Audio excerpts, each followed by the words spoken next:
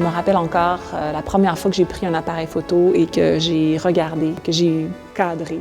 Ça a été vraiment un moment marquant. Je me rappelle encore de l'impression que ça m'a fait. Puis je pense que tout a commencé là.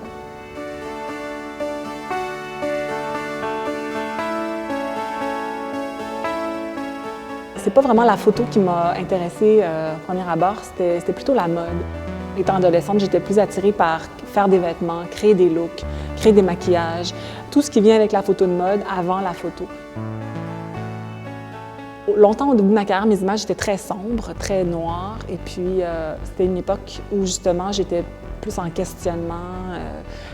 Et puis, on dirait que le jour où j'ai comme eu une vie de famille, des enfants, il y a comme quelque chose qui s'est illuminé dans mes images. Il y a eu plus de lumière, plus de couleurs, plus de sourires.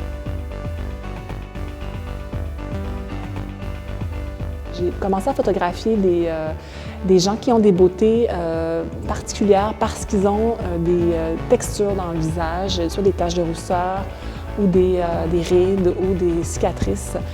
Et donc, j'ai travaillé vraiment à développer un traitement qui fait que quand on regarde ces images-là, on sent vraiment les textures, on sent vraiment les détails, mais quand on le regarde de loin, on ne voit que la beauté de la personne. Quand je me prépare pour une série photo, en fait, c'est souvent de l'intuitif. Ça vient souvent d'un moment ou d'un endroit que j'ai vu. Souvent, je vais prendre des références. Donc, je vais faire des clippings, ce qu'on appelle, pour aussi que mon équipe comprenne aussi où je veux aller. Donc, il y a un côté très intuitif qui se passe au moment du shooting, mais il y a quand même une bonne préparation avant. Mais souvent, ça vient de la lumière ou d'une location ou d'une histoire que j'ai envie d'explorer.